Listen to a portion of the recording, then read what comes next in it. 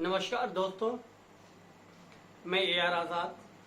आज हम लोग देश की चर्चा करेंगे और जब देश की चर्चा करेंगे तो उसमें दिल्ली भी आएगी और लखनऊ भी आएगा। लखनऊ से हमारा आशय यूपी है और इन दिनों यूपी में यानी उत्तर प्रदेश में एक अजीबोगरीब हलचल मची हुई है। उत्तर प्रदेश पूरे देश में चर्चे में है और इस चर्चे की गूंज सरहद और समुद्र पार तक पहुंच गई है और यूं ही नहीं, ये चौपाल से लेकर चारों दिशा तक यूपी का मुद्दा गरमाया है। दरअसल देश के केंद्र के मुखिया के तौर पर प्रधानमंत्री नरेंद्र मोदी के साथ किसी ने टक्कर लेने की कोशिश की है। देश के गृह मंत्री अमित शाह के खिलाफ किसी ने स्वर बुलंद करने की कोशिश की है और बादशाह, शहंशाह और हुक्मरां के खिलाफ, वजीर आजम के खिलाफ अगर कोई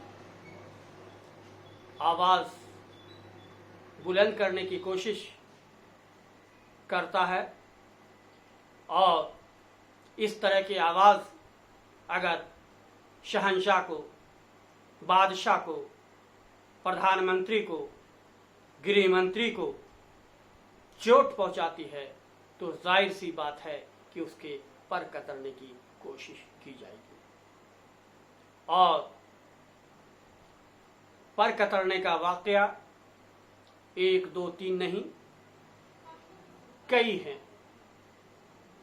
और यही वजह है कि बीजेपी के अंदर ऑफ द रिकॉर्ड सारी बातें हुआ करती हैं, होती रहती हैं, लेकिन ऑन द रिकॉर्ड देश के प्रधानमंत्री अपनी पार्टी के प्रमुख लीडर प्रधानमंत्री नरेंद्र मोदी और अमित शाह के खिलाफ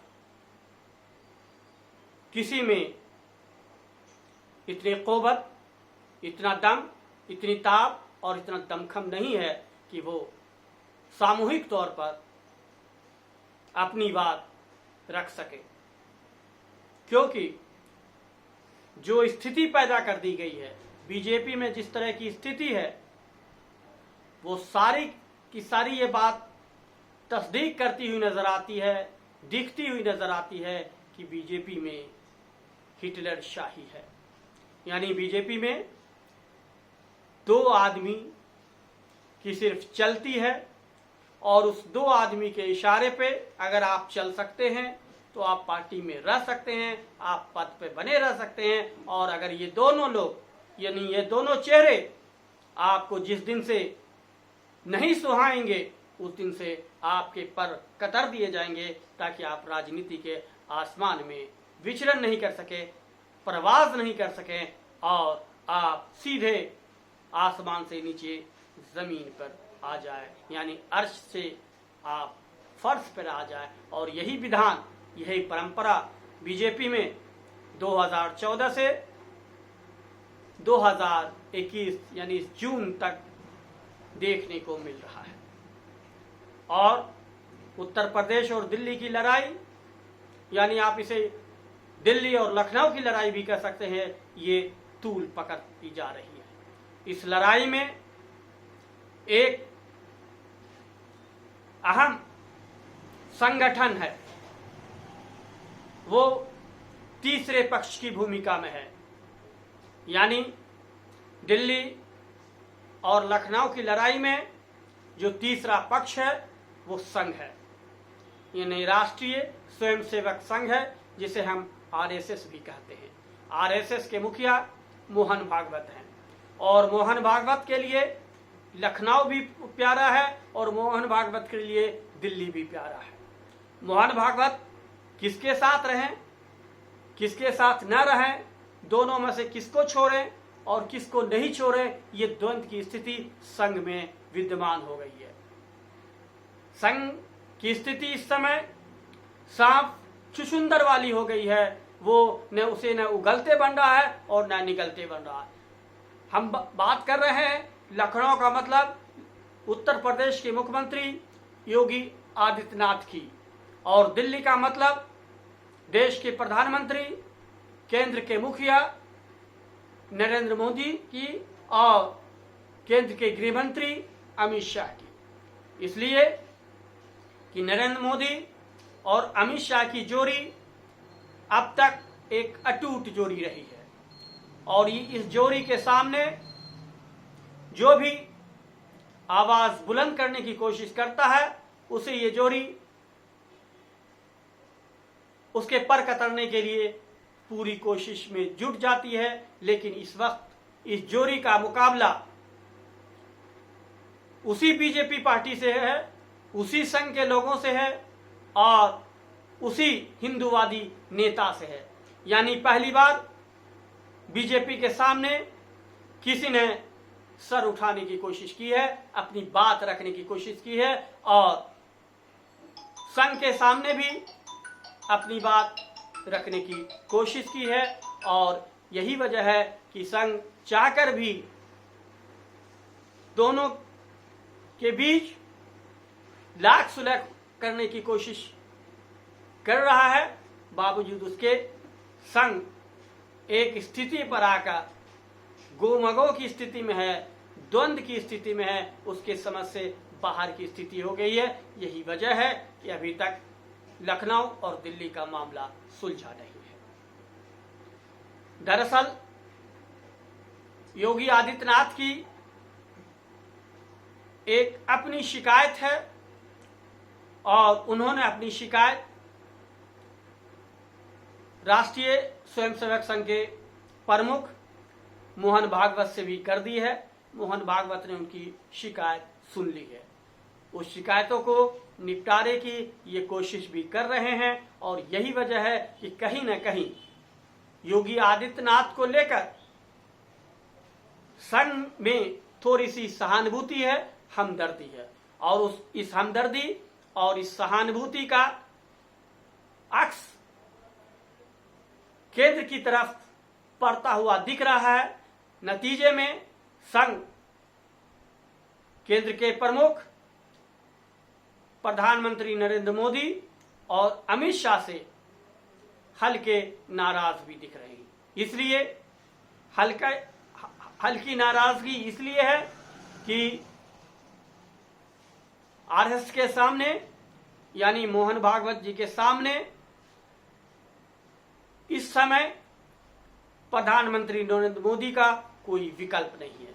2014 से लेकर 2021 तक में यानी इन 7 वर्षों में संघ ने मोदी जी का कोई विकल्प नहीं ढूंढ सका, यानी कोई तीसरा नेता, चौथा नेता, पांचवा नेता बीजेपी और संघ में नहीं हो सका जो विकट स्थिति में मोर्चा को संभाल सके।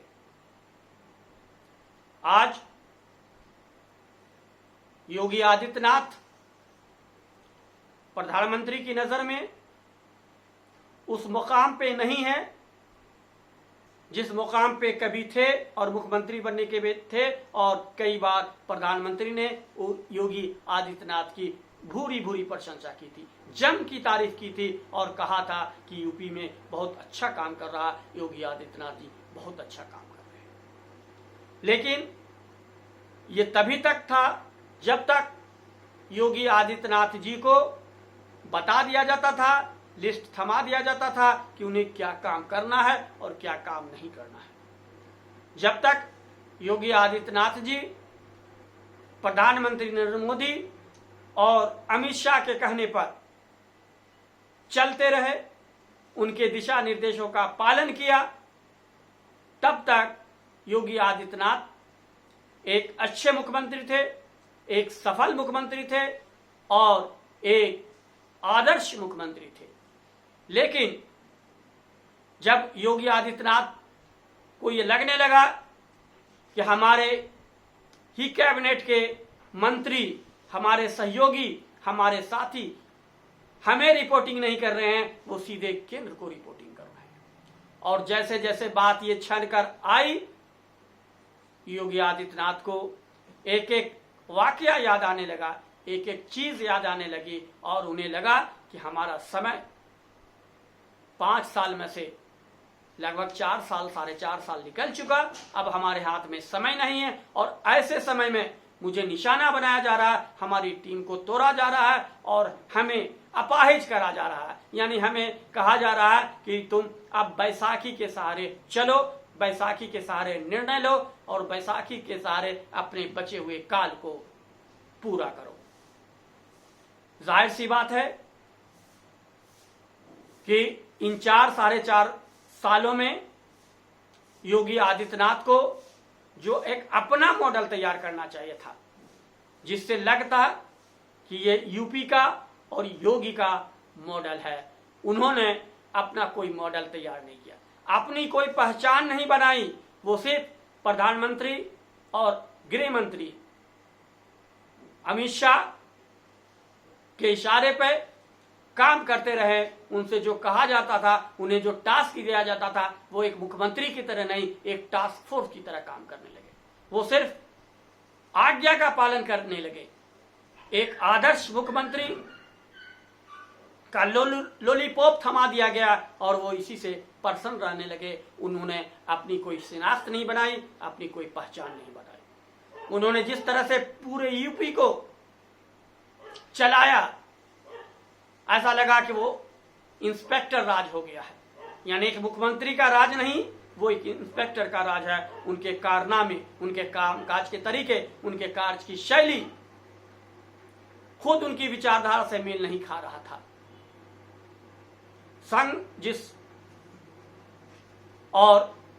जिस संघ की बीजेपी है, उसकी जो विचारधारा है, वो विचारधारा भी सही माने में शासन में सुशासन बनकर देखने को नहीं मिला, जिससे ये लगने लगा कि उत्तर प्रदेश डगमगा रहा। लखनऊ की चूल्हे हिल रही हैं और योगी आदित्यनाथ के बलबूते में अब नहीं रहा कि वो उत्तर प्रदेश को संभाल सके, इस डगमगाती हुई कुर्सी को संभाल सके, क्योंकि 2022 में जब चुनाव होगा तो बीजेपी की हाल पतली हो जाएगी। और ये डर केंद्र को भी सताने लगा, इसलिए कि केंद्र ने भी योगी आदित्यनाथ को कोई मॉडल बनाने का नुस्खा नहीं दिया, उन्हें इतनी खुली छूट नहीं दे कि योगी आदित्यनाथ कुछ नया कर सके। और योगी आदित्यनाथ भी बॉस को खुश करने के फेर में रहे और भूल गए कि इतनी जल्दी उनका कार्यकाल खत्म होने वाला है। यानी अब उनके हाथ में सब कुछ है, समय नहीं है। और जब समय नहीं है तो आप जानते हैं कि हर काम के लिए, हर छोटी से छोटी चीज के लिए भी समय की जरूरत है। कभी कभी 1 सेकंड भी बहुत महत्वपूर्ण होता है और कभी कभी बरसों बरस में आप कुछ नहीं कर सकते। अभी जो भी योगी आदित्यनाथ जी के पास समय है, उस समय का वो कैसे सदुपयोग करेंगे और क्या उस सदुपयोग करके इस 6 महीने में, ये 4 महीने में, ये 5 महीने में क्या योगी मॉडल स्थापित कर सकते हैं और वो करने की कोशिश करेंगे तो क्या उन्हें करने दिया जाएगा? इसलिए अब करने नहीं दिया जाएगा, इसलिए योगी आदित्यनाथ ने अपना मुंह खोल दिया है। कहने का मतलब उंगली उठा दी है। और ये उंगली किस पे उठाई? प्रधानमंत्री पे उठा दी। किस पे? तो अमित शाह पे उठा दी। और प्रधानमंत्री और अमित शाह पे उठने वाली हर उंगली को अभी तक तोड़ दी जाती रही है, उसी की तरफ घुमा दी जाती है। इस बार भी योगी आदित्यनाथ पर ही वो उंगली को घुमा दी गई है। लेकिन योगी आदित्यनाथ हौसले वाले हैं, कम से कम ये हौसला तो उनको हुआ कि उन्होंने बीजेपी में जो आंतरिक कलह है, प्रधानमंत्री और गृह मंत्री की कमियों को उन्होंने उजागर किया है, उनके प्रशासनिक शक्तियों और उस शक्तियों के इस्तेमाल पर उन्होंने सवालिया निशान खड़ा किया है और अपनी शिकायत संघ के सामने दर्ज की है। और संघ यही वजह है कि योगी आदित्यनाथ के दर्द के प्रति सहानुभूति रखता है, और सहानुभूति रखता है इसलिए प्रधानमंत्री ने जब उन्हें भोज के लिए आमंत्रित किया तो प्रधानमंत्री के भोज को एक तरह से ठुकरा दिया। प्रधानमंत्री के बाद दूसरे सबसे बड़े ओहदेदार अमित शाह ने भी संघ प्रमुख मोहन भागवत को खाने पे बुलाया। उन्होंने उनकी दावत को भी नजरअंदाज कर दिया, साफ मना तो नहीं किया, लेकिन इतना कह दिया कि हमारी तबीयत ठीक नहीं है और हम दावत पे नहीं आ सकते। ये दावत एक तरह की अदावत है, उनकी नाराजगी है, उनका क्रोध है, और उस दावत को स्वीकार नहीं करना कहीं न कहीं नरेंद्र मोदी और अमित शाह के प्रति संघ प्रमुख की नाराजगी का एक हिस्सा है। इससे कोई भी इनकार नहीं कर सकता, इसलिए कि संघ न तो योगी आदित्यनाथ को छोड़ सकते हैं और न ही संघ बीजेपी प्रमुख प्रधानमंत्री नरेंद्र मोदी और अमित शाह को अलग थलग करने की कोशिश कर सकते हैं, इसलिए कि संघ के अपने हाथ अभी बंधे हुए हैं। संघ ने कोई टीम नहीं तैयार की, बीजेपी में कोई ऐसी तीसरी पंक्ति की लीडरशिप नहीं हुई, और प्रधानमंत्री मोदी और अमित शाह के बाद कोई दूसरी पंक्ति खड़ी नहीं हो सकी जो जरूरत पड़ने पर कहीं उसका इस्तेमाल किया जा सके। उत्तर प्रदेश में विडंबना देखिए कि प्रधानमंत्री अमित शाह के और प्रधानमंत्री नरेंद्र मोदी जी योगी आदित्यनाथ जी के पर तो कतरने चाह रहे हैं, लेकिन उसका विकल्प उत्तर प्रदेश में नहीं दिख रहा है। योगी आदित्यनाथ का विकल्प नहीं दिख रहा है, एक ही विकल्प है, वो राजनाथ सिंह है, और राजनाथ सिंह केंद्र में है। राजनाथ सिंह योगी आदित्यनाथ को नाराज करके प्रधानमंत्री के कहने पर उत्तर प्रदेश की कुर्सी संभालेंगे नहीं संभालेंगे, ये कुछ साफ तौर पे नहीं कहा जा सकता। राजनीति में सब कुछ संभव है और राजनीति में सब कुछ असंभव है। राजनीति और जिस तरह की राजनीति देश में चल रही है उससे साफ जाहिर है कि कब क्या होगा, कब किसका पलड़ा भारी होगा, कब किसका पलड़ा कम हो जाएगा, ये किसी को पता नहीं है। अब योगी आदित्यनाथ जिस बल पे दम भर रहे हैं, कहीं न कहीं उनके अंदर की कोई ऐसी ऊर्जा, कोई ऐसी पुर्जा, कोई ऐसा नट बोल्ट है जो उन्हें टाइट किए हुए है, और उसके जरिए वो प्रधानमंत्री नरेंद्र मोदी से आंख में आंख मिलाकर बात कर रहे हैं। तो क्या सवाल ऐसा है कि योगी आदित्यनाथ प्रधानमंत्री नरेंद्र मोदी को के विकल्प बन सकते हैं? क्या ऐसा है कि संघ का उन्हें अस्त्र प्राप्त हो जाएगा और योगी आदित्यनाथ अपने पर कतरने की बजाय अपने मंसूबा को और बुलंद कर सकते हैं और वो प्रधानमंत्री की जगह भी ले सकते हैं? क्योंकि राजनीति में सारे संभावनाओं की सारी खिड़कियां खुली रहती है। इन खिड़कियों में जब आप झांकेंगे तो बहुत कुछ आपको देखने को मिलेगा, बहुत सारी समस्याएं, बहुत सारे समाधान भी मिलेंगे। जहां समस्या होती है तो वही समाधान भी होता है। तो अब समाधान का रास्ता संघ तलाश रहा है, समाधान का रास्ता मोदी जी तलाश रहे हैं, समाधान का रास्ता अमित शाह तलाश रहे हैं, समाधान का रास्ता योगी आदित्यनाथ भी संभाल रहे हैं, और समाधान का रास्ता मोदी जी ने जो कुछ आईएएस को उत्तर प्रदेश में लगाया है,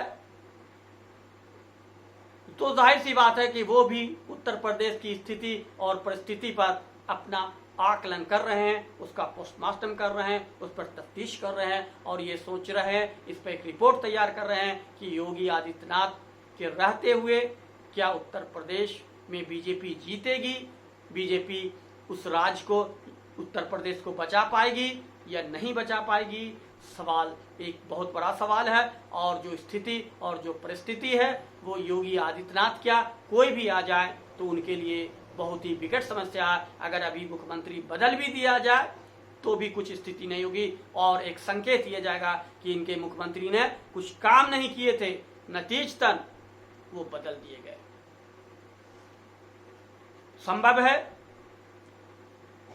कि उत्तराखंड में ये प्रयोग प्रधानमंत्री ने किया, मुख्यमंत्री बदला और हो सकता है उसी के अनुरूप वो चाह रहे होंगे कि हम उत्तर प्रदेश में भी चेहरा बदल दें और फिर से प्रधानमंत्री के चेहरे पर 2022 में उत्तर प्रदेश का चुनाव लड़ा जाए और वो चुनाव जीत जाए। इसलिए कि लोग अमित शाह और प्रधानमंत्री को ये अंदाज है कि योगी आदित्यनाथ की वजह से बीजेपी उत्तर प्रदेश की अपनी सरकार खो सकती है, या कहिए कि पूरा का पूरा उन्हें अंदर से ये डर रहा है, साल रहा है कि ये 2022 में बीजेपी के हाथ से यूपी निकल जाएगी। योगी आदित्यनाथ को अपने कामों पे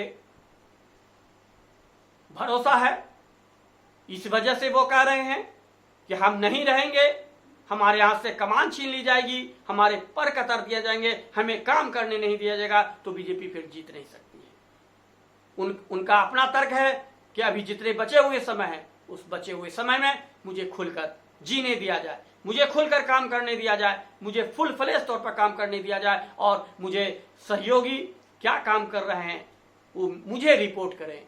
हमारे सहयोगी, हमारे कैबिनेट के लोग केंद्र को रिपोर्ट करते हैं तो जाहिर सी बात है कि हमें हमारी अनदेखी की जा रही है और ये अनदेखी केंद्र के इशारे पर हो रही है। और योगी आदित्यनाथ को ये जो बल मिला है, एक संबल मिला है कि सिर्फ प्रधानमंत्री नरेंद्र मोदी और अमित शाह के बल पे देश में अब चुनाव नहीं जीता जा सकता है। और उनके इस तर्क में जो बल का काम किया है वो पश्चिम बंगाल ने किया है। उन्होंने देख लिया कि पश्चिम बंगाल में किस तरह से बीजेपी पूरा दमखम लगाने के बाद, पूरी रणनीति तैयार करने के बाद, पूरी मिशनरी थोपने के बाद और पूरा की पूरा कैबिनेट, राज्यों के मुख्यमंत्री, विधायक और कार्यकर्ता तक को बीजेपी ने पश्चिम बंगाल के चुनाव में झोंक दिया था। और नतीजे में क्या हुआ? नतीजा बीजेपी के लिए सिफर रहा और ममता बनर्जी जो है डबल इंजन की सरकार के दावे को डबल सेंचुरी में बदलकर एक कीर्तिमान स्थापित किया और उस कीर्तिमान में बीजेपी की साख धुल गई। यानी प्रधानमंत्री और अमित शाह पर खास तौर पर बहुत बड़ा ये उनके कैरियर के लिए क्षति का काम किया है। और इस बात को अंदर से बीजेपी वाले भी समझ रहे हैं कि प्रधानमंत्री और अमित शाह ने बंगाल में गलत प्रयोग किए और उस गलत प्रयोग के नतीजे में जो बीजेपी को बहुत कुछ मिलने वाला था वो नहीं मिल सका। और ममता बनर्जी 10 साल शासन करने के बाद 10 साल शासन के जो साइड इफेक्ट होते हैं उस साइड इफेक्ट को भी बीजेपी भजा नहीं सकी और नतीजे में ममता बनर्जी पश्चिम बंगाल में जीत गई। यानी बीजेपी में भी अंदरूनी तौर पर ऑफ द रिकॉर्ड ये मान रहे हैं कि दक्षता में, कार्यकुशलता में, संयमता में, बोलने की कला में, स्टाइल में, चलने में, सादगी में और जनता को परखने में, वक्त की नफ्स को टटोलने में ममता बनर्जी के सामने न तो प्रधानमंत्री कहीं ठहर रहे हैं और न ही अमित शाह कहीं ठहर रहे हैं। इसलिए दोनों की नीति और रणनीति और सियासत पश्चिम बंगाल में जाकर समाप्त हो गई, खत्म हो गई, कहीं की नहीं रही। और संजोग ऐसा देखिए कि इस पर जो पूरे देश में, पूरे विश्व में जो चर्चा होती, खुलकर चर्चा होती, लंबे समय तक चर्चा हुई थी, वो चर्चा कोरोना में शिफ्ट हो गई और नतीजे में मीडिया से लेकर सब सिर्फ कोरोना पे केंद्रित रहा। बंगाल चुनाव को एक हल्के में उस रिजल्ट को देकर खामोशी की चादर ओढ़ लिए और कोरोना पे केंद्रित हो गया। लेकिन उसी कोरोना जिस पर केंद्र सरकार अपने आप की लाज को ढक ली, छुपा ली, उसी कोरोना के मामले में देश के सबसे बड़े राज्य यूपी में बीजेपी की छीछा लेदर हो गई। देश के प्रधानमंत्री और केंद्र सरकार की छीछा लेदर हो गई, सूबे के मुखिया की छीछा लेदर हो गई, जब कोरोना से मरने वाले लोगों की लाश गंगा में तैरते हुए नजर आए और उस तैरते हुई लाशों को लोगों ने, हिंदू मुसलमानों ने मिलकर साझे संस्कृति के तौर पर साझे रूप में उन्हें दफन किया और इस तरह से कोरोना से मरने वाले लोगों को 2 गज जमीन मिल सकी, लेकिन सरकार ने उनके लिए कुछ नहीं किया। दरअसल उत्तर प्रदेश में अपने शासनकाल में योगी आदित्यनाथ ने गंगा जमनी तहजीब को मिटाने की कोशिश की और उत्तर प्रदेश गंगा जमनी तहजीब का एक प्रतीक रहा है, एक केंद्र रहा है।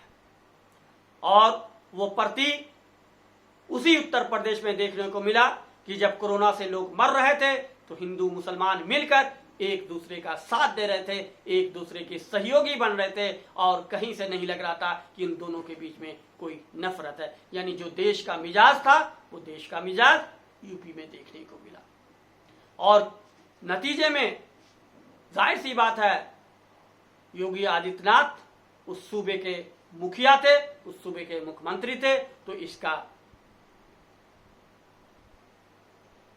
नतीजा भी उन्हीं को भोगना पड़ेगा। ये आरोप और इस बदहाली, कोरोना में जो बदहाली का आरोप उन पर लगे हैं, उससे वो मुक्त भी नहीं हो सकते हैं और प्रधानमंत्री की नज़र में वो जो गिरे हैं और प्रधानमंत्री उनकी नज़र में जो गिरे हैं, यानी कहने का मतलब कि अब बीजेपी के अंदर एक सुगबुगाहट तैयार हो गई है। अब इन दोनों जोड़ियों के